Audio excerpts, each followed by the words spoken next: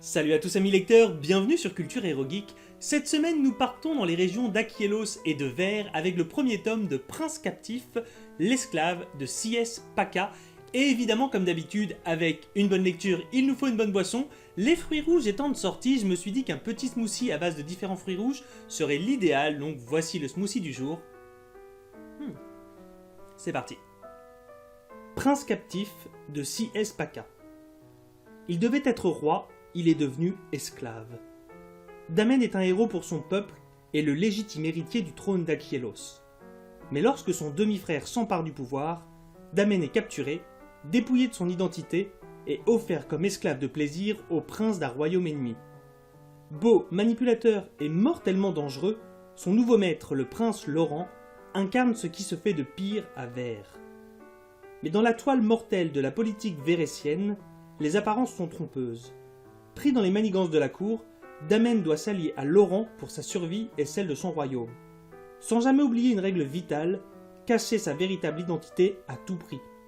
Car l'homme dont il a besoin est celui qui a le plus de raisons de le haïr. Le décor est placé et il est plutôt simple. Le prince héritier Damen va tout simplement être trahi par son demi-frère qui veut sa place sur le trône.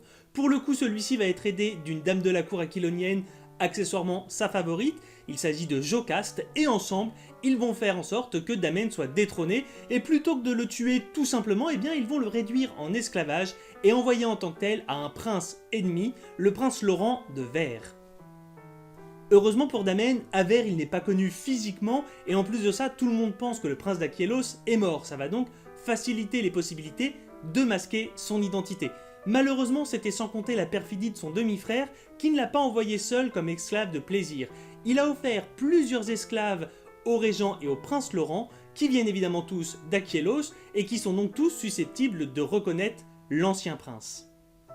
Pire encore, le prince Damen a été offert plus particulièrement au prince Laurent qui voue une haine incommensurable envers les Aquiloniens, qu'il estime comme un peuple de barbares, tout simplement parce que, lors d'une bataille il y a quelques années, le prince Damen a tué son frère aîné, et par conséquent celui-ci voue une rage au peuple aquilonien.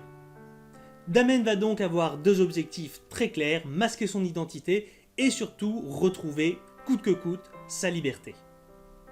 Voici donc la trame narrative pour Prince Captif, et de prime abord on aurait tendance à penser que c'est très classique, même si ça paraît solide, et très clairement, c'est le cas. Très classique tout simplement parce que, dans le milieu de la fantasy, avoir un prince qui se fait trahir par son demi-frère qui veut garder le trône pour lui, c'est classique.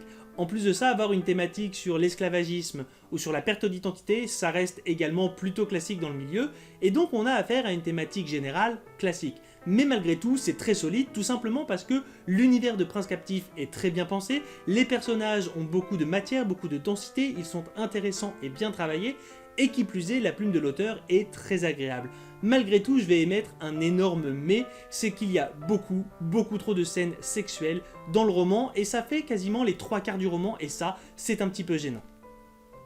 En effet, très vite dans le roman, on va avoir beaucoup de descriptions qui sont faites avec beaucoup de sensualité. On va avoir évidemment énormément de scènes érotiques, de scènes charnelles, de scènes sexuelles, et avec ce côté un petit peu esclavagisme, on va être à plusieurs reprises à la limite du SM.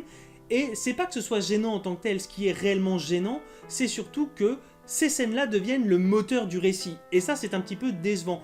On a pourtant beaucoup de matière dans le récit, mais ça tourne toujours autour de cette sexualité beaucoup trop présente, alors qu'à plusieurs reprises, on aurait pu les éviter, tout en renforçant l'image qu'on a de cette région qui est Ver, et ça aurait pu être beaucoup plus intéressant. Et malgré cette déception, sur le dernier quart du roman, il y a un réel regain d'intérêt.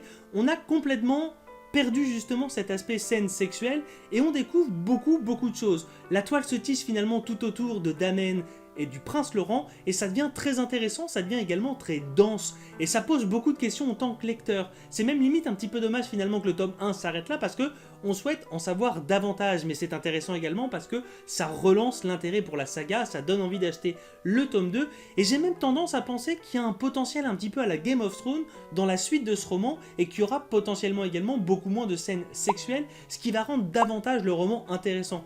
Du coup, sur une saga qui me semblait un petit peu perdue d'avance parce que j'adhérais pas à l'univers, je suis finalement un petit peu happé sur la toute fin et j'ai envie d'en savoir plus et je pense que très clairement je serai amené à lire le deuxième tome et même le troisième pour savoir un petit peu tout ce qui va se passer pour ces différents personnages. Voilà amis lecteurs, la vidéo touche à sa fin. Je vous rappelle bien évidemment la lecture du jour. Il s'agissait de Prince Captif de C.S. Paca.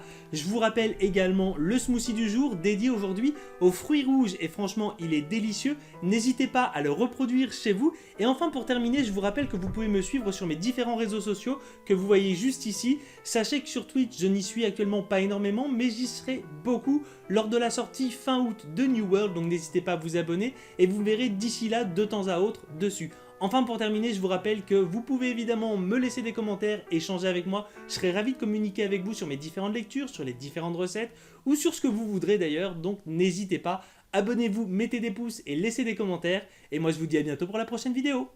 Salut!